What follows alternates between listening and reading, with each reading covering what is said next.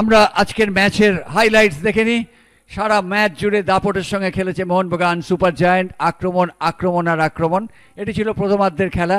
টাইসনের shot অল্পের জন্য লক্ষ্যভ্রষ্ট হয়েছিল, কোনো সন্দেহ নেই। তারপরেও কিন্তু মুহুর্মুহুর আক্রমণ জারি রেখেছিল মোহনবাগান। এক্ষেত্রে সুহেল ভাট, এক্ষেত্রে গোলরক্ষকের প্রশংসা করতে হবে। অ্যাবসলিউটলি ফার্স্ট হাফে দুরন্ত ফুটবল খেলেছে অঙ্কুর, তারপরেও মোহনবাগানের তরফ থেকে চেষ্টা ত্রুটি ছিল না, কিন্তু আনলাকি বেশ কিছু ক্ষেত্রে। অঙ্কুরের ভালো গোলকিপিং যেমন একটা ফ্যাক্টর, তার সঙ্গে সঙ্গে চান্স কনভার্ট করা, সেগুলো মোহনবাগানের সমস্যা ছিল।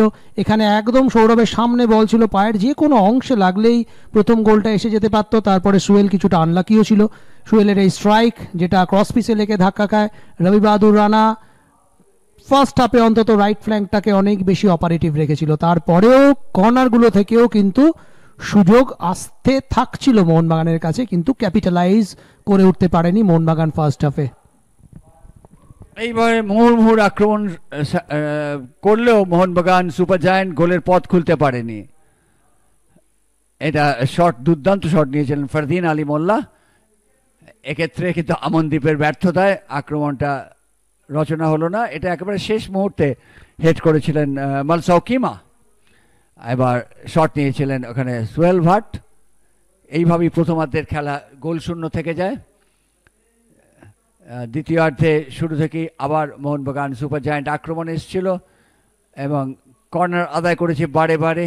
এবং সুহেল ভাট কিন্তু প্রথমার্ধে দুর্দান্ত ফুটবল খেলেছে, দ্বিতীয়ার্ধে দুর্দান্ত ফুটবল খেলেছে। এটি একটা দারুণ বল দিয়েছিল কিন্তু। Absolutely bad finishing from Tyson.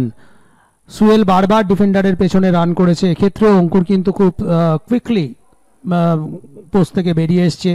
R second হাফের কয়েকটা বল কিন্তু টালিগঞ্জ অ্যাটাকে গেছিল। তারপরে সুহেলের এটা ফার্স্ট গোল, যেভাবে বডি শেপ ক্রিয়েট করেছে নিজের জন্য, অ্যাঙ্গেলটা ক্রিয়েট করেছে, দ্যাট ওয়াজ সুপারব। এর আগে কিন্তু যেটা গোল, যেটা ম্যাচের টার্নিং পয়েন্ট যেটা বলে মনে হয়েছে, সেটা ছিল হেডে যেভাবে গোলটা কনসিড করেছিল, আত্মঘাতী গোল। তারপর একটা পেনাল্টি, সেখান থেকে কনভার্সন সুহেলের। সুহেল ভাট মাথা ঠান্ডা রেখে বলটাকে গোলের পথ দেখিয়ে দিয়েছেন। গোলরক্ষক ডান দিকে ঝাঁপিয়েছিলেন, বাঁ দিকে সুহেল ভাট তারপরেই একটি শট নিয়েছিলেন, অল্পের জন্য লক্ষ্যভ্রষ্ট হয়।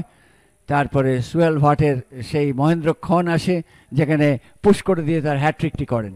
বিউটিফুল বল রবি বাহাদুর রানার, একেবারে ইঞ্চ পারফেক্ট, একদম অন রাশিং সুহেলের সামনে।